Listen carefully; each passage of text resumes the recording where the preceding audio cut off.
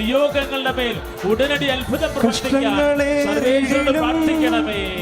എനിക്കേറ്റം അടുത്ത തുണയാ കൈകളടിച്ചുകൊണ്ട് കഷ്ടങ്ങളേറിടിലും എനിക്കേറ്റം അടുത്ത തുണയാ ഘോരവൈരിതൻ നടുവിലവൻ മേശ നമുക്കൊരുക്കുമല്ലോ മേശ നമുക്കൊരുക്കുമല്ലോ ഘോരവൈരിതൻ നടുവിലവൻ മേശ നമുക്കൊരുക്കുമല്ലോ മേശ നമുക്കൊരുക്കുമല്ലോ. സ്തുതി സ്തുതി എൻ മനമേ കരങ്ങൾ ഉയർത്തി അടിച്ചുകൊണ്ട് സ്തുതികളിൽ ഉന്നതനേ നാഥനാൾ തോറും ചെയ്ത നന്മകളെ ഓർത്ത് പാടുക നീ എന്നും മനമേ പാടുക നീ എന്നും മനമേ. സ്തുതി സ്തുതി എൻ മനമേ സ്തുതികളിൽ ഉന്നതനേ നാഥൻ നാൾതോറും ചെയ്ത നന്മകളെ ഓർത്ത് പാടുക നീ എന്നും മനമേ പാടുക നീ എന്നും മനമേ. പരിശുദ്ധ പരമദിവ്യകാരുണ്യത്തിന് ആരാധനയും സ്തുതിയും പുകഴ്ചയും ഉണ്ടായിരിക്കട്ടെ. ഇപ്പൊ 1 കോടി കടമുള്ളവരും 2 കോടി കടമുള്ളവരും ഒക്കെ ഇന്നലെ സാക്ഷ്യം പറഞ്ഞായിരുന്നു. അവരങ്ങനെ റിലീവ് അതിൽ നിന്ന് എങ്ങനെയാണ് അവർ രക്ഷപ്പെട്ടതെന്നും പറഞ്ഞായിരുന്നു. അപ്പോൾ ഈ കടത്തിൻ്റെ ശത്രുവാണ് നമ്മൾ ഓടിച്ചിടണമെന്നുണ്ടെങ്കിലും ഉടമ്പടി ഒരു സ്വർഗീയ അമ്മ വിളമ്പിയ അമ്മ ഭക്ഷണമാണെന്ന് ഓർക്കണം. ഇത് നിൻ്റെ ശത്രു നിന്നെ ഓടിച്ചിടുന്ന കാലത്ത് നീ തളർന്ന് നിൻ്റെ ജീവൻ വരെ അപായത്തിലാകുന്ന സമയത്ത് അമ്മ ഭവനത്തിൽ വന്ന് ഉടമ്പടി ചെയ്യാൻ കഴിയണത് അമ്മ നിൻ്റെ മുമ്പിൽ വിളമ്പി വെച്ച ഭക്ഷണമാണ് ഉടമ്പടി. ഇനി പുറത്തിറങ്ങി നിൻ്റെ ശത്രുവിനോട് അമ്മ കോംപ്രമൈസ് ചെയ്തിട്ട് നിനക്ക് മുടക്കാനുള്ളത് അമ്മ നിനക്ക് വേണ്ടി കൊടുക്കും. ഒരു കാലം ഞാൻ സാക്ഷ്യം പറയും. പറഞ്ഞ് ഒരു കാലം ഞാൻ സാക്ഷ്യം പറയും. അമ്മ എനിക്ക് വേണ്ടി മധ്യസ്ഥയാകും. എനിക്ക് വന്ന വിപത്തുകള് എനിക്ക് വേണ്ടി അമ്മ ഏറ്റെടുക്കാം. ഞാൻ കർത്താവിന്റെ സാക്ഷിയായി ജീവിക്കാം. ഞാൻ സ്വർഗത്തിന്റെ പതിപ്പായി ജീവിക്കാം. ഞാൻ സുവിശേഷത്തിന്റെ വേദസാക്ഷിയായി ജീവിക്കാം. സ്തുതിക്കട്ടെ. ഹല്ലേലൂയ ഹല്ലേലൂയ ഹല്ലേലൂയ. കരങ്ങൾ ഉയർത്തിക്കൊണ്ട് സ്തുതിക്കട്ടെ. അമ്മേ പരിശുദ്ധ ദൈവമാതാവേ, ഉടമ്പടി പ്രാർത്ഥനയിലൂടെ ജനതയെ വിശുദ്ധീകരിക്കുകയും അങ്ങേ പുത്രന് ജീവിക്കുന്ന സാക്ഷികളായിട്ട് ഓരോ മകനെയും മകളെയും ഉടമ്പടി പ്രാർത്ഥനയിലൂടെ മാറ്റണമേ എന്ന് പ്രാർത്ഥിക്കുന്നു. കൃപകളും അനുഗ്രഹങ്ങളും വർഷിക്കണമേ എന്ന് പ്രാർത്ഥിക്കുന്നു. സൗഖ്യങ്ങൾ നൽകണമേ എന്ന് പ്രാർത്ഥിക്കുന്നു. മാരക രോഗങ്ങള് സുഖപ്പെടുത്തണമേ എന്ന് പ്രാർത്ഥിക്കുന്നു. ഹല്ലേലൂയ. ആരാധന കരങ്ങൾ വീശി ആരാധന എല്ലാവരും ആരാധന ആരാധന എല്ലാവരും ആരാധന ആരാധന ആരാധന ആരാധന. പരിശുദ്ധ പരമദിവ്യകാരുണ്യത്തിന് ആരാധനയും സ്തുതിയും പുകഴ്ചയും ഉണ്ടായിരിക്കട്ടെ. നമ്മൾ രോഗസൗഖ്യ പ്രാർത്ഥനയ്ക്ക് പ്രവേശിക്കുകയാണ്. രോഗസൗഖ്യ പ്രാർത്ഥനയ്ക്ക് ശേഷം ജീവിത ദുരന്തങ്ങൾക്കെതിരെയുള്ള ദൈവിക ശാസന പ്രാർത്ഥന. വിശ്വാസത്തോടെ നിൽക്കുക. ആരാധനയുടെ രോഗസൗഖ്യ പ്രാർത്ഥനയ്ക്ക് അനേകം മക്കളെ സുഖപ്പെടുത്തിയവരിലെ പലരും സാക്ഷ്യങ്ങൾ പറയുന്നത് നിങ്ങൾ കേട്ടതാണ്. അച്ഛനോട് ചേർന്ന് പ്രാർത്ഥിക്കുക. കർത്താവായ ദൈവമേ, അന്ധന് കാഴ്ച നൽകിയവനെ, ചെകിടന് കേൾവി നൽകിയവനെ, ഊമന് സംഭാഷണ ശക്തി നൽകിയവനെ, മഹോദര രോഗിയെ സുഖപ്പെടുത്തിയവനെ, സുഖപ്പെടുത്തിയവനെ, മരിച്ചവനെ ഉയർപ്പിച്ചവനെ, ഉയർപ്പിച്ചവനെ അങ്ങയുടെ തിരുനാമത്തിന് അങ്ങയുടെ തിരുനാമത്തിന് സ്തോത്രം ചെയ്യുന്ന സ്തോത്രം ചെയ്യുന്നു. കർത്താവേ, കർത്താവേ, വിവിധ രോഗങ്ങളാൽ വിവിധ രോഗങ്ങളാൽ വലയുന്ന മക്കളെ മക്കളെ അങ്ങ് സ്പർശിക്കണമേ. അങ്ങ് സ്പർശിക്കണമേ. രക്തസ്രാവ രോഗികളെയും രക്തസ്രാവ രോഗികളെയും അറിയാതെ മൂത്രം വിട്ടുപോകുന്നവരെയും അറിയാതെ മൂത്രം വിട്ടുപോകുന്ന ആരാധനയില് സുഖപ്പെടുത്തിയതിന് നന്ദി പറയുന്നു. കർത്താവേ, അതുപോലെ ദുരിതപൂർണമായ പല പല സ്രാവരോഗങ്ങളെ യേശുക്രിസ്തു നാമത്തിലെ ഈ നിമിഷം സൗഖ്യപ്പെടട്ടെ. ശ്രുതിയുടെ ഹല്ലേലൂയ, ഹല്ലേലൂയ. കർത്താവായ ദൈവമേ, അവിടുത്തെ കൃപ വർഷിക്കണമേ എന്ന് പ്രാർത്ഥിക്കുന്നു. പെട്ടപ്പൂട്ടം പോകുന്ന അവസ്ഥകളുള്ളവര്, രോഗദുരിതങ്ങളിൽ അകപ്പെട്ട് കഴിയുന്നവര്, മരുന്നുകൾ കഴിച്ചിട്ട് മാറാത്ത രോഗങ്ങള്, ഇനി മരുന്നില്ല ഡോക്ടർ പറഞ്ഞിട്ടുള്ള രോഗങ്ങള്, എന്ത് ചെയ്യണമെന്നറിയാതെ വിഷമിക്കുന്നവര്, കർത്താവേ, രോഗത്തിന് വർഷങ്ങളായിട്ട് കാലങ്ങളായിട്ട് അടിമപ്പെട്ട് കഴിയുന്നവര്, സങ്കടപ്പെട്ട് കഴിയുന്നവര്, കർത്താവേ, ഈ ആരാധനയിൽ അങ്ങ് ഏറ്റെടുത്ത് സൗഖ്യപ്പെടുത്തണമേ. ഹല്ലേലൂയ. പരിശുദ്ധ പരമദിവ്യകാരുണ്യത്തിന് ആരാധനയും സ്തുതിയും പുകഴ്ചയും ഉണ്ടായിരിക്കും. കർത്താവ് ഉദരരോഗികളെ സുഖപ്പെടുത്തുന്ന സമയമാണ്. ദയവായി ഉദരരോഗമുള്ളവർ മാത്രം വയറിൽ കൈവെക്കുക. ഉദരരോഗം ചിലപ്പോൾ കുടലിലെ പുണ്ണുണ്ടാകാം, ചില പാങ്ക്രിയാസിൻ്റെ അസുഖമാകാം, കുടലിൽ കുരുക്കളാകാം, മൂത്രാശയ രോഗങ്ങളാകാം, ഗർഭാശയ രോഗങ്ങളാകാം, അണ്ഡാശയത്തെ സിസ്റ്റാകാം, PCOD രോഗമാകാം, അണ്ഡാശയത്ത് ബ്ലോക്കാകാം, കിഡ്നി രോഗമാകാം, കിഡ്നിയിലെ കല്ലാകാം. അതിശക്തമായ ശ്രുതികട ഹല്ലേലൂയ. നല്ലവനായിശോ, നല്ലവനായിശോ, നല്ലവനായിശോ. ഉദരരോഗികളെ കർത്താവ്, ഉദരരോഗികളെ അങ്ങ് സ്പർശിക്കണമേ. മൂത്രാശയ രോഗികളെ, ഗർഭാശയ രോഗികളെ, ആമാശയ രോഗികളെ, കുടല കുരുക്കളെ യേശുക്രിസ്തു നാമത്തിലെ ഈ നിമിഷം, യേശുക്രിസ്തു നാമത്തിലെ ഈ നിമിഷം, ഈ നിമിഷം നാമത്തിലെ സൗഖ്യമാകട്ടെ. ഹല്ലേലൂയ. കർത്താവേ, സ്തുതിച്ച് പ്രാർത്ഥിക്കട്ടെ.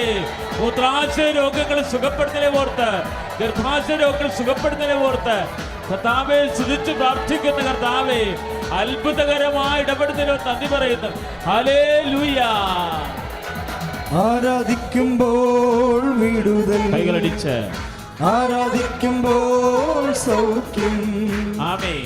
ആരാധിക്കുമ്പോൾ വിടുതൽ, ആരാധിക്കുമ്പോൾ സൗഖ്യം. കരങ്ങൾ ഉയർത്തിയടിച്ചുകൊണ്ട് ആത്മാവിൽ സമാധാന സന്തോഷം ദാനമായവൻ നൽകിടും.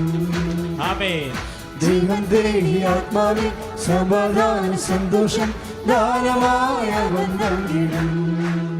പ്രാർത്ഥി. കർത്താവായ ദൈവമേ, ശ്വാസകോശ രോഗികളെ വിശുദ്ധ രക്തത്താൽ അവരുടെ ശ്വാസകോശങ്ങളെ കഴുകണമേ. ശ്വസിക്കാൻ പറ്റാത്തവരെ, അലർജികൾ കൊണ്ട് ശ്വാസ തടസ്സമുള്ളവരെ കർത്താവെ സ്പർശിക്കണമേ. തൈറോയ്ഡ് രോഗികളെ സ്പർശിക്കണമേ. സ്പോണ്ടിലോസിസ് രോഗികളെ സ്പർശിക്കണമേ. ഈശോ, ശിരസിനുള്ളിലെ വേദനയുള്ളവരെ, ഞരമ്പുകൾക്ക് ബ്ലോക്കുള്ളവരെ, തലയിലെ പ്രഷർ ഉള്ളവരെ, ഞരമ്പ് പൊട്ടിപ്പോകാൻ പോകുന്ന പോലെ പ്രഷർ കയറുന്നവരെ യേശുവിന്റെ നാമത്തിലെ ഈ നിമിഷം സൗഖ്യം പ്രാപിക്കട്ടെ. കരങ്ങൾ ഉയർത്തി സ്തുതിക്കട്ടെ. തളർവാദ രോഗികൾ സുഖപ്പെടുത്ത ദൈവമേ, സ്പോണ്ടിലോസിസ് രോഗികള്, തൈറോയ്ഡ് രോഗികള്, ശ്വാസ സംബന്ധമായ രോഗത്താൽ കാലങ്ങളായിട്ട് വിഷമിക്കുന്നവരെ അങ്ങ് സൗഖ്യപ്പെടുത്തുന്നവോ നന്ദി പറയുന്നു. ഹല്ലേലൂയ. തിരുക്കരത്താൽ താങ്ങി എന്നെ തിരുരക്തത്താൽ കഴുകണമേ. തിരുക്കരത്താൽ താങ്ങി എന്നെ തിരുരക്തത്താൽ കഴുകണമേ. പെരുമഴ പോൽ പെയ്യട്ടെ, ആമേൻ. പെരുമഴ പോൽ പെയ്യട്ടെ. കരങ്ങൾ ഉയർത്തി. യേശുവിൻ രക്തം, യേശുവിന്റെ രക്തം. യേശുവിൻ രക്തം, യേശുവിൻ തിരുരക്തം. ആമേൻ, ആമേൻ, ആമേൻ. യേശുവിൻ രക്തം, യേശുവിൻ രക്തം, യേശുവേ. യേശുവിൻ തിരുരക്തം. യേശു, ജീസസ്. അമ്മയ്ക്കും തിരുക്കുമാരനും 1000 നന്ദി. എന്നെ ഈ പ്രത്യക്ഷീകരണത്തിൻ്റെ സാക്ഷിയാക്കി രണ്ടാമത് ഉയർത്തിയതിന്, ഈ അൾത്താരയിൽ വന്ന് രണ്ടാമത് സാക്ഷ്യം പറയാൻ അനുവദിച്ചതിന് 1000 നന്ദി ഞാൻ രേഖപ്പെടുത്തുന്നു. ആദ്യം എനിക്കൊരുണ്ടായ ഒരു രോഗസൗഖ്യത്തെക്കുറിച്ചായിരുന്നു ഞാൻ സാക്ഷ്യം പറഞ്ഞത്. എനിക്കൊരു സർജറി പറഞ്ഞത് ഒഴിവായി കിട്ടിയിരുന്നു. അതിന് ഞാനിവിടെ വന്ന് സാക്ഷ്യം രേഖപ്പെടുത്തിയതാണ്. ഇപ്പോൾ എൻ്റെ 3 സാക്ഷ്യങ്ങളാണ് എനിക്കുള്ളത്. ഒന്ന് എൻ്റെ മകൾക്ക് കിട്ടിയ ഒരു വിജയവും പിന്നെ എൻ്റെ 2 സാക്ഷ്യങ്ങളും കൂടി. ഞാൻ വരുന്നത് പിറവം, എറണാകുളം ജില്ലയിലെ പിറവം എന്ന സ്ഥലത്ത് കോളങ്ങായി സെൻറ്റ് മൈക്കിൾസ് ഇടവാംഗമാണ് ഞങ്ങൾ. ഇതെൻ്റെ മകള് നവീന. മകള് പഠിക്കാനായിട്ട് മോശം എന്നല്ല, അവൾക്ക് മാർക്ക് കുറവായിരുന്നു. ഏത് പരീക്ഷ ഇട്ടാലും അവൾക്ക് PT1 PT2 പരീക്ഷകൾ ഇടുമ്പോൾ അവൾക്ക് മാർക്ക് കുറവായിരുന്നു. അവൾ യാത്രാ ബുദ്ധിമുട്ട്, ഞങ്ങൾ 34 കിലോമീറ്റർ ഇപ്പുറമാണ് ഞങ്ങളുടെ വീടിരിക്കുന്നത്. ഇവളുടെ സ്കൂളിൽ നിന്ന് എറണാകുളത്താണ് ഇവൾ പഠിക്കുന്നത്. അങ്ങനെ വന്നപ്പോൾ ഇവൾക്ക് എന്നും ഫിസിക്സിനും കെമിസ്ട്രിക്കും ഒക്കെ മാർക്ക് കുറവായിരുന്നു. ഞാനിവിടെ വന്ന് ഉടമ്പടി എടുത്ത് ഞാൻ ഓരോ പരീക്ഷയ്ക്കും ഞാനിവിടെ വന്ന് ഉപവസിച്ച് ഞാൻ ഇരിക്കും. അവൾ ഓരോ പരീക്ഷയ്ക്കും അവിടെ ക്ലാസ്സിൽ കയറും. 10:30 ഞാൻ എങ്ങനെയെങ്കിലും ഞാൻ ഇവിടെ നിന്ന് ഈ ട്രാഫിക് ബ്ലോക്കിൻ്റെ ഇടയിൽ നിന്ന് ഞാൻ ഈ കൃപാസനത്തിൽ വന്ന് കാല് കുത്തിയിരിക്കും.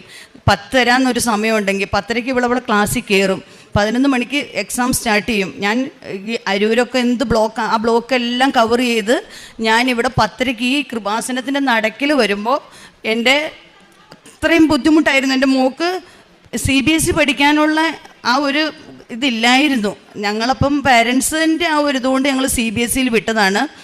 പക്ഷേ ഞങ്ങൾ എന്നിട്ട് ഞാനിതുപോലെ 10:30 ഇവിടെ അമ്മയുടെ മണ്ണിൽ വന്ന് ചവിട്ടി ഞാൻ ഈ അമ്മയുടെ രൂപത്തിൻ്റെ മുമ്പിലിരുന്നുകൊണ്ട് ഞാൻ കൊന്ത ചൊല്ലും. അഖണ്ഡ ജപമാല ഞാൻ ചൊല്ലി 1:30 എൻ്റെ കുഞ്ഞിൻ്റെ പരീക്ഷ കഴിയും. 1:45 അവൾ ഇറങ്ങുന്നത്. ആ 1:45 ഞാൻ നമ്മുടെ ഈ പള്ളിയുടെ ഇവിടെ ഇരുന്നുകൊണ്ട് തന്നെ ഞാൻ കൊണ്ടുവന്ന വെള്ളം കുടിച്ചാണ് ഞാൻ എൻ്റെ ഉപവാസം മാറ്റിയിരുന്നത്. അങ്ങനെ ഞാൻ എൻ്റെ മോക്ക് വേണ്ടി 5 പരീക്ഷയ്ക്കും കഴിഞ്ഞ ഫെബ്രുവരി 21 മുതൽ ഞാൻ ഈ കൃപാസനത്തിൽ വരികയും എൻ്റെ മകൾക്ക് വേണ്ടി ഞാൻ ഇവിടെ ഇരുന്ന് അമ്മയോട് മുട്ടിപ്പായി. കാരണം തോറ്റുപോയാൽ നമുക്ക് എറണാകുളം വരെ ഒരു മകളെ വിട്ട് പഠിപ്പിച്ചിട്ട്, ഞങ്ങൾ പിറവെന്ന് പറയുന്ന ഇച്ചിരി ഉൾപ്രദേശമാണ്. എറണാകുളത്ത് നിന്ന് 34 കിലോമീറ്റർ ഉള്ളിലോട്ടുള്ളൊരു സ്ഥലമാണ്. അവിടെ നിന്ന് നമ്മളൊരു മകളെ എറണാകുളം വരെ കേന്ദ്രീയ വിദ്യാലയത്തിൽ വിട്ട് പഠിപ്പിച്ചിട്ട് മോള് തോറ്റുപോകാമെന്ന് പറഞ്ഞാൽ, കാരണം ഇവളുടെ പ്രിൻസിപ്പളും ടീച്ചേഴ്സും ഒക്കെ എന്നെ 1-2 പ്രാവശ്യം വിളിപ്പിച്ചു. മകള് +2 ചിലപ്പോൾ തോക്കാൻ സാധ്യതയുണ്ട്, ഫിസിക്സിനും കെമിസ്ട്രിക്കും ഒക്കെ മാർക്ക് കുറവാണ്, അപ്പോൾ അതുകൊണ്ട് മകളെ പ്രത്യേകം ശ്രദ്ധിക്കണം. അങ്ങനെ ഞാൻ എൻ്റെ ജോലി ഉപേക്ഷിച്ച് ഇവക്ക് വേണ്ടി, എനിക്ക് പറഞ്ഞു കൊടുക്കാനുള്ള ഇതില്ല, കാരണം ഞാനൊരു NTTC പഠിച്ച് നഴ്സറി ടീച്ചറാണ്, അല്ലാണ്ട് വലിയ ഇതൊന്നും പറഞ്ഞു കൊടുക്കാൻ അറിയില്ലാത്തതുകൊണ്ട് ഞാൻ ഇവൾക്ക് വേണ്ടി പ്രാർത്ഥിക്കാൻ എനിക്ക് പറ്റുമായിരുന്നു. അത് ഞാൻ എൻ്റെ അമ്മ മാതാവിനോട് മുട്ടിപ്പായിട്ട് ഞാൻ ഇവൾ ഓരോ പരീക്ഷയ്ക്കും ക്ലാസ്സിൽ പോകുമ്പോഴും ഉടമ്പടി തൈലം ഇട്ട് കൊടുത്തും, അതുപോലെ തന്നെ ഉപ്പ് പോകുമ്പോഴും ഞാൻ ഇതുപോലെ ഉപ്പും കഴിപ്പിച്ചിട്ടേ ഞാൻ വിടുകയുള്ളൂ. കിടക്കാൻ നേരം തേനും ഉപ്പും കഴിപ്പിക്കും. ഇങ്ങനെയൊക്കെ ചെയ്ത് ഞാൻ ഇവളെ സ്കൂളിൽ വിട്ട് എന്നാണേലും ഞങ്ങൾക്ക് റിസൾട്ട് വന്നപ്പോൾ എൻ്റെ കുഞ്ഞിന് നല്ല മാർക്ക് കൊടുത്ത്. അതുപോലെ തന്നെ ഫിസിക്സിൻ്റെ ടീച്ചറാണ് എന്നെ ഏറ്റവും കൂടുതൽ വഴക്ക് പറഞ്ഞത്. ഫിസിക്സിൻ്റെ ടീച്ചർ എന്നോട് എപ്പോഴും പറയും, ഞാൻ നവീനയ്ക്ക് 73 മാർക്ക് വരുന്നത്, 23 മാർക്ക് കിട്ടി വേണം ചെയ്യിക്കാൻ, ഈ 23 മാർക്ക് ഞാൻ ഇട്ട് കൊടുത്താട്ടോ ചെയ്യിപ്പിക്കണേന്ന് എന്നോട് ഒത്തിരി പ്രാവശ്യം പറഞ്ഞിട്ടുണ്ട്. അങ്ങനെ പറഞ്ഞ എൻ്റെ മോക്ക് A1 കൊടുത്ത് എൻ്റെ മാതാവ് എൻ്റെ മോളെ ഈ CBSE +2 പരീക്ഷയിൽ ജയിപ്പിച്ചു. ഏറ്റവും കുറവുണ്ടായിരുന്ന വിഷയത്തിന് ഏറ്റവും കൂടുതൽ മാർക്ക് കൊടുത്തു. അങ്ങനെ എൻ്റെ അമ്മ മാതാവ് എൻ്റെ മകളെ സംരക്ഷിച്ചു. അതുപോലെ തന്നെ ഞാൻ പോകുമ്പോൾ മകളുടെ അഡ്മിറ്റ് കാർഡിൽ എന്നും ഞാൻ ഉടമ്പടി തൈലം കുരിശു വരച്ചിട്ടാണ് മകളെ കൊടുത്തു വിടുന്നത്. മകൾ അവിടെ പരീക്ഷ എഴുതുമ്പോൾ ഞാൻ ഇവിടെ ഇരുന്ന് കൊന്ത ചൊല്ലി ഞാൻ പ്രാർത്ഥിക്കും. അങ്ങനെ എനിക്കൊരു എൻ്റെ മകൾക്ക് കിട്ടിയ ഈ വിജയം എന്നെ സംബന്ധിച്ചിടത്തോളം അത് ഭയങ്കര ഒരു അനുഭവം, എൻ്റെ അമ്മ മാതാവ് മാത്രം തന്ന ഒരു അനുഭവമായിട്ട് ഞാൻ കാണുന്നു. പിന്നെ രണ്ടാമത്തെ എൻ്റെ സാക്ഷ്യം എന്ന് പറഞ്ഞു കഴിഞ്ഞാൽ, ഞാനിതുപോലെ ഞങ്ങളുടെ സ്ഥലം എന്ന് പറഞ്ഞു കഴിഞ്ഞാൽ കുന്നും മലകളും നിറഞ്ഞ സ്ഥലമാണ്. ആ സ്ഥലത്ത് നിന്ന് ഇതുപോലെ ഞാൻ ഓപ്പോസിറ്റ് വരുന്നു, മല കയറി 2 വീലർ ഓടിച്ചു വരുന്നു. ഉടമ്പടി കാശുരൂപം ഞാൻ എപ്പോഴും എൻ്റെ കഴുത്തിൽ ധരിച്ചിരിക്കും. അങ്ങനെ ഞാൻ ഈ ഉടമ്പടി കാശുരൂപം ഉള്ളതിൻ്റെ ഉടമ്പടി കാശുരൂപത്തിൻ്റെ ഒരു സംരക്ഷണമാണ് ഈ പറയുന്നത്. നമ്മൾക്കെല്ലാവർക്കും സംരക്ഷണവും കവചവുമാണ് നമ്മുടെ കാശുരൂപം, ഉപ്പ്, തേന് എല്ലാം. അപ്പം ഞാനിതുപോലെ മലയുടെ കയറ്റം കയറി വരുന്നു. ഓപ്പോസിറ്റ് വരുന്നത് ഒരു റോഡ് റോളറാണ്. റോഡ് റോളർ എന്ന് പറഞ്ഞു കഴിഞ്ഞാൽ ഈ ശരിക്കും നമ്മളൊരു സ്കൂട്ടർ ബ്രേക്ക് പൊട്ടി എങ്ങനെ ഇരിക്കും, അല്ലെങ്കിൽ ഒരു കാറ് ബ്രേക്ക് പൊട്ടി എങ്ങനെ, ഇത് റോഡ് റോളർ ബ്രേക്ക് പൊട്ടിപ്പോരുവാണ്. റോഡ് റോളർ എന്ന് പറഞ്ഞു കഴിഞ്ഞാൽ അതിങ്ങനെ ശരിക്കും മലയുടെ മേളിൽ നിന്ന് വരുന്നത്, ഒരു ആന മത ഇളകി ഇങ്ങനെ കുലുക്കി വരുന്ന കൂട്ടിങ്ങനെ വരുക. ഈ വന്ന വരവ് എനിക്കൊന്നും ചെയ്യാൻ പറ്റണില്ല. ഞാൻ മലയുടെ താഴെ നിൽക്കുന്നു. ഈ വണ്ടി വരുന്നത് എൻ്റെ മേത്ത് കയറുന്നതൊക്കെ എനിക്കിങ്ങനെ ഓർമ്മ വന്നുണ്ട്. പക്ഷേ ഈ വണ്ടി എനിക്ക് അങ്ങോട്ടോ ഇങ്ങോട്ടോ എല്ലാവരും എന്നോട് കണ്ടവരെല്ലാം പറഞ്ഞു, നിനക്ക് അങ്ങോട്ട് വണ്ടി ചായ്ക്കാൻ പാടായിരുന്നു, ഇങ്ങോട്ട് വണ്ടി ചായ്ക്കാൻ പാടില്ലായിരുന്നു. പക്ഷേ എനിക്ക് ഒരടി അങ്ങോട്ടും ഇങ്ങോട്ടും നീങ്ങാൻ പറ്റാനില്ല. പക്ഷേ അത് എൻ്റെ ഈ കാശുരൂപത്തിൻ്റെ ഒരു അത്ഭുതം എന്നല്ലാണ്ട് എനിക്ക് വേറെ ഒന്നും പറയാനില്ല. എല്ലാവരും പറഞ്ഞു ഇപ്പം സീനേൻ്റെ ഒപ്പീസ് റോട്ടിൽ ഇരുന്ന് എടുക്കേണ്ട വന്നേനെ. കാരണം അത്രമേൽ നമ്മളൊരു സ്കൂട്ടർ ഇടിക്കണ പോലെ, ബൈക്ക് ഇടിക്കണ പോലെ അല്ല, റോഡ് റോളറാണ് വരുന്നത്. അതെന്നിട്ട് ഒരു തമിഴ്നാട് സ്വദേശിയാണ് അത് ഓടിച്ചിരുന്നത്. ഈ മനുഷ്യൻ എന്നെ കവർ ചെയ്യണമെങ്കിൽ ഒരു കാറും കൂടെ കവർ ചെയ്തിട്ട് വേണം എൻ്റെ അടുത്തോട്ട് വന്ന് ഇടിക്കാനായിട്ട്. ഈ കാറ് കിടക്കണത് കൊണ്ട് ഈ മനുഷ്യൻ ആ വണ്ടി വെട്ടിച്ചിട്ട്, ശരിക്കും വെട്ടിച്ചാൽ ചെന്ന് ഇടിക്കേണ്ടത് ഒരു പോസ്റ്റിലാണ്. ആ പോസ്റ്റ് എന്ന് പറഞ്ഞാൽ 11 kV ആണ്. 11 kVയിൽ പോലും തട്ടാണ്ട് നേരെ വന്ന് ഒരു ചെറിയൊരു കാനയും ഒരു ചെറിയ ഗ്യാപ്പ്, ആ ഗ്യാപ്പിൽ ശരിക്കും പറഞ്ഞാൽ ആ വീട്ടുകാരുടെ മതിൽ പോലും ഇടിക്കാണ്ട് നമ്മുടെ അമ്മ മാതാവ് ഇങ്ങനെ കൈവെള്ളയിൽ കൊണ്ട് ആ വണ്ടി കൊണ്ടുപോയി. ആ വണ്ടിക്കും യാതൊന്നും പറ്റിയില്ല, ആ മതിലിനും യാതൊന്നും പറ്റാണ്ട് ആരോ കൊണ്ട് വെച്ചതുപോലെ ആ 2 ഗ്യാപ്പിൻ്റെ ഇടയിൽ കൊണ്ടുവച്ച് അമ്മ മാതാവ് എന്നെ അത്ഭുതകരമായി രക്ഷപ്പെടുത്തി. അതെൻ്റെ രണ്ടാമത്തെ സാക്ഷ്യം. അതിൽ നിന്നും ഞാൻ അപ്പം തന്നെ എല്ലാവരുടെ അടുത്തും എനിക്ക് എൻ്റെ സന്തോഷം വിളിച്ചറിയിക്കുകയൊക്കെ ചെയ്തു. ഞാനിവിടെ വന്ന് സാക്ഷ്യപ്പെടുത്താമെന്ന് അന്ന് തന്നെ ഞാൻ അമ്മയ്ക്ക് പ്രത്യക്ഷീകരണ പ്രാർത്ഥന ചൊല്ലി, അപ്പോൾ അവിടെ തന്നെ നിന്നുകൊണ്ട് പ്രത്യക്ഷീകരണ പ്രാർത്ഥന ചൊല്ലി ഉടമ്പടി കാശുരൂപം പിടിച്ച് ഞാൻ പ്രാർത്ഥിച്ചു. അതിനുശേഷം പിന്നെ കിട്ടിയത് എൻ്റെ ഭർത്താവിൻ്റെ പേഴ്സ്. ഇതുപോലെ എല്ലാ കാർഡുകളും, പുള്ളി ഒരു മിലിറ്ററിയിലായിരുന്നു. മിലിറ്ററിയിൽ നിന്ന് കിട്ടിയ pension card, Aadhaar card, pan card, പിന്നെ ഞങ്ങളുടെ CGHS കാർഡ്, അങ്ങനെ എല്ലാം അടങ്ങിയ ഒരു പേഴ്സ് ഇതുപോലെ മിസ്സാവുകയും ആ മിസ്സായ പേഴ്സ് ഇതുപോലെ നമ്മൾ ബസ്സിലാണ് പോയെന്ന് ഞങ്ങൾക്ക് എല്ലാവർക്കും മനസ്സിലായി. പക്ഷേ ബസ്സിൽ പോയെന്ന് പറഞ്ഞിട്ട് ഇവർ പപ്പയും മോളും കൂടെ ബസ് സ്റ്റാൻഡിൽ വന്നപ്പോൾ സ്റ്റാൻഡിൽ പോയി അന്വേഷിച്ചു. ഞാനപ്പോൾ പോണതിന് മുമ്പ് ഞാൻ പറഞ്ഞു, പോളെ ഉപ്പ് കൊണ്ടോ, നമ്മുടെ മാതാവിൻ്റെ ഉപ്പും കൊണ്ടേ പോകാവൂ, നിങ്ങൾ പോണോടത്ത് എവിടെയാണ് അന്വേഷിക്കണമെന്ന് വെച്ച് കഴിഞ്ഞാൽ അവിടെ. അപ്പം ഞങ്ങൾ ഓർത്ത് ആരെങ്കിലും എടുത്ത് അതിൻ്റെ പൈസ എടുത്തിട്ട് ബാക്കിയെല്ലാം കളഞ്ഞു കാണുമെന്ന് ഞങ്ങൾ ഓർത്തത്. കാരണം വെച്ചിട്ടുണ്ടെങ്കിൽ നമുക്ക് പൈസ വേണ്ട, ബാക്കി എല്ലാ കാർഡും നമുക്ക് വിലപ്പെട്ടതാണ്. ആധാർ കാർഡും പാൻ കാർഡ്, CGHS കാർഡ്, അങ്ങനെയുള്ള കാർഡുകളെല്ലാം നമുക്ക് വിലപ്പെട്ടതാണ്. അപ്പോൾ ഞാൻ ഇതുപോലെ ഞാൻ വീട്ടിൽ ഇരുന്ന്, ഇവർ പപ്പയും മോളും ഇറങ്ങിയപ്പോൾ ഞാൻ വീട്ടിൽ ഇരുന്ന് തിരി കത്തിച്ച് വെച്ച് പ്രത്യക്ഷീകരണ പ്രാർത്ഥന ചൊല്ലാൻ തുടങ്ങി. അമ്മേ കൈവിടല്ലേ, അമ്മേ ഞാൻ വന്ന് സാക്ഷ്യപ്പെടുത്തിക്കോളാം, അമ്മേ കൈവിടല്ലേ എന്ന് പറഞ്ഞ് ഞാൻ തിരി കത്തിച്ച് പ്രത്യക്ഷീകരണ പ്രാർത്ഥന ചൊല്ലണം. ഇവർ പപ്പയും മോളും പിറവം ടൗൺ മുഴുവൻ അന്വേഷിച്ച് നടക്കണം. അപ്പോഴുണ്ട് ഇവർ ബസ്സിൽ കയറി ഒരു സൈഡിൽ ഉപ്പിട്ട്, ആരും ചവിട്ടാത്തോടത്ത് ഉപ്പിട്ട് പ്രാർത്ഥിച്ച് ബസ്സിൽ കയറി നോക്കിക്കഴിഞ്ഞപ്പോൾ കറക്റ്റ് ആ സമയത്ത് ഒരു ഫോൺ കോൾ വരുവാണ്. അത് പോയത് ബസ്സിൽ എവിടെയോ പോയി. ഇവരന്വേഷിക്കുന്നത് 34 കിലോമീറ്റർ ഇപ്പോൾ ഉള്ള പിറവം എന്നുള്ള സ്ഥലത്ത്. പക്ഷെ കിട്ടിയിരിക്കുന്നത് എറണാകുളം ടൗണിൽ കടവന്ത്ര SI വിളിച്ചിട്ട് പറയണു, ഇങ്ങനെ ഇതുപോലെ ഒരു പേഴ്സ് ഇവിടെ കിട്ടിയിട്ടുണ്ട്, നിങ്ങളുടെ ആണോ എന്നും ചോദിച്ചുകൊണ്ട് ഈ ഉപ്പിട്ട് പ്രാർത്ഥിച്ച ആ സെക്കൻഡിൽ ഞങ്ങൾക്ക് കിട്ടുകയും അമ്മ മാതാവിനോട് ഞങ്ങൾ വന്ന് 3 പേരും കൂടെ നിന്ന് പ്രത്യക്ഷീകരണ പ്രാർത്ഥന ചൊല്ലി നന്ദി പറയുകയും ചെയ്തു. പിന്നെ അതുപോലെ തന്നെ എൻ്റെ വീട്ടിലാണെങ്കിലും ഞങ്ങൾക്ക് ഒരുമിച്ചിരുന്ന് പ്രാർത്ഥിക്കാനും എല്ലാം ഈ ഉടമ്പടി വഴിയാണ് ഞങ്ങൾക്ക് സാധിച്ചത്. പിന്നെ അതുപോലെ തന്നെ ഞങ്ങൾ കാരുണ്യപ്രവൃത്തി എന്ന് പറഞ്ഞ് ചെയ്യുന്നത്, ഞങ്ങളുടെ വീടിൻ്റെ അടുത്ത് ഒരു അനാഥാലയമുണ്ട്. അവിടെ പോവുകയും അവിടെ ഈ എൻ്റെ മോളുടെ പ്രായത്തിന് ഇച്ചിരി കൂടെ ഉള്ള മക്കളൊക്കെയാണ്. പക്ഷെ അവരുടെ സ്വഭാവം എന്ന് പറഞ്ഞാൽ കുഞ്ഞു മക്കളുടെ സ്വഭാവമാണ്. ഇവളെയും കൊണ്ട് ചെല്ലുമ്പോൾ അവർക്ക് ഭയങ്കര സന്തോഷമാണ്. ഇവളുടെ കൂടെ നവീന മോളെ എന്ന് വിളിക്കൂ, നവീന മോളെ എന്ന് വിളിച്ച് ഇവളുടെ കൂടെ അവർ വർത്താനം പറയാനും ഒക്കെ കൂടുകയും ഞങ്ങൾ അങ്ങനെ സിസ്റ്റർമാരുടെ അടുത്ത് സമയം ചെലവഴിക്കുകയും ചെയ്യും. പിന്നെ അവർക്ക് വേണ്ടിയ സാധനങ്ങളെല്ലാം മേടിച്ചുകൊണ്ട് കൊടുക്കുകയും ചെയ്യും.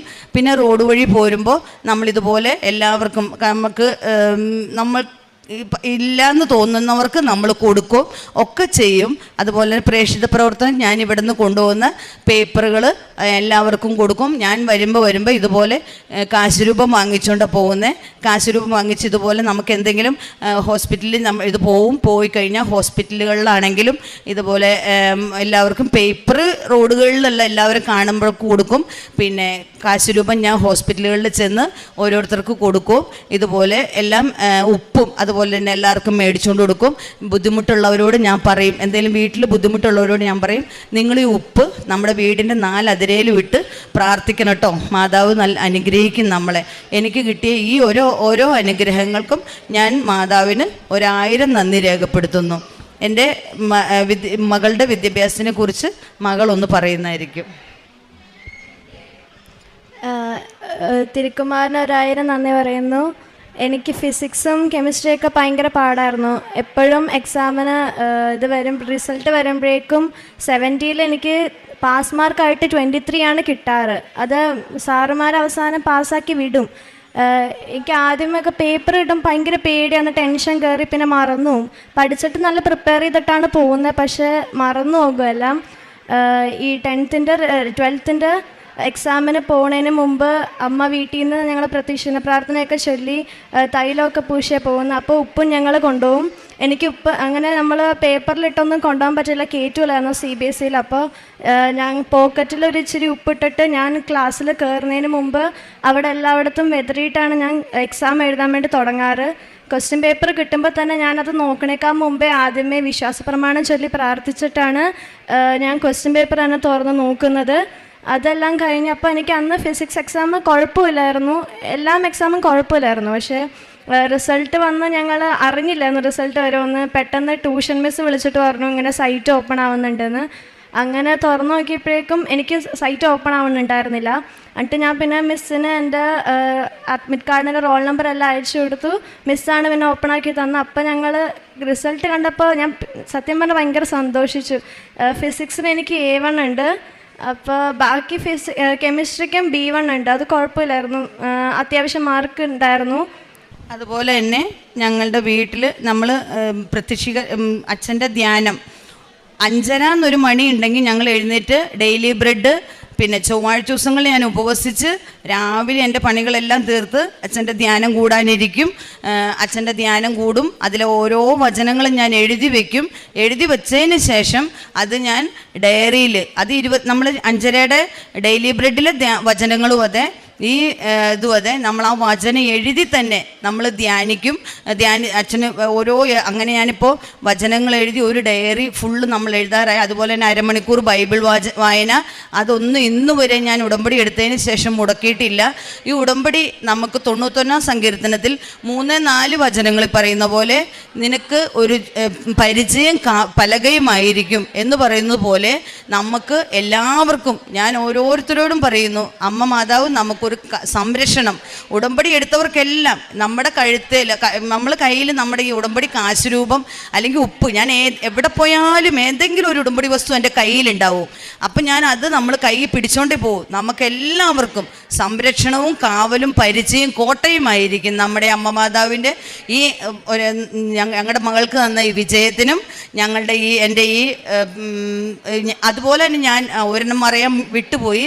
ഞാൻ പെര തുടച്ച് നമ്മൾ ലാസ്റ്റ് ഇറങ്ങുന്ന ആ സ്റ്റെപ്പിൽ, അടുക്കളയുടെ സ്റ്റെപ്പിൽ ഞാനിത് സംരക്ഷണവും കാവലെന്ന് പറയണത് അതാണ്.